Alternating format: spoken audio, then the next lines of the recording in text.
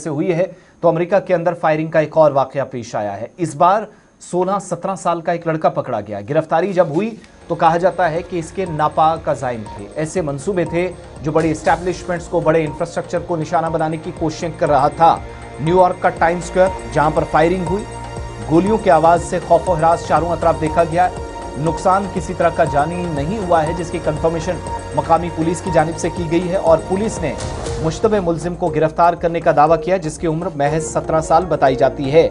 New York जो times square कहलाता है, मसरूफ तरीन और इंतहाई हाई प्रोफाइल इलाकों में से या व्यस्त रहने वाले इलाकों में से एक माना जाता है। बड़े और इंपॉर्टेंट शहरों में से एक।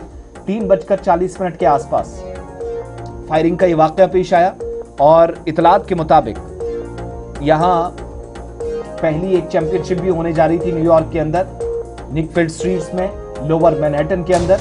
उसी दरमियान तब वाकया पेश आया जब 10,000 पुलिस अफसरान डिप्लॉय किए गए थे इस इवेंट को कामयाब बनाने के लिए।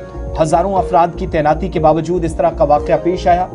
53 सालों में सबसे बड़ा इवेंट था, उसी को टारगेट किया गया और 17 साल का जो लड़का पकड़ा गया है, इसका ताल्लुक शुरुआती रिपोर्ट्स के मुताबिक बरतानिया से है। अब फायरिंग के पीछे क्या अगराज़ो मकासद थे, क्यों गोली चलाई गई, इसकी तस्दीक मजीद पुलिस करेगी। लेकिन ये एक न्यू नॉर्मल बन चुका है, एक ट्रेंड है।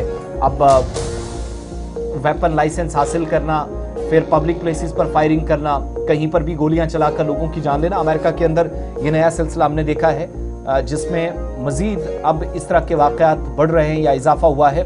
और कुछ दिन पहले जो पुराना अभी इंसिडेंट था, उससे अभी हम बचे ही थे, बाहर निकले ही थे, ये नया वाकया पेश आया है। लेकिन अच्छी बात यह कि किसी तरह का नुकसान इस वाकये में नहीं हुआ।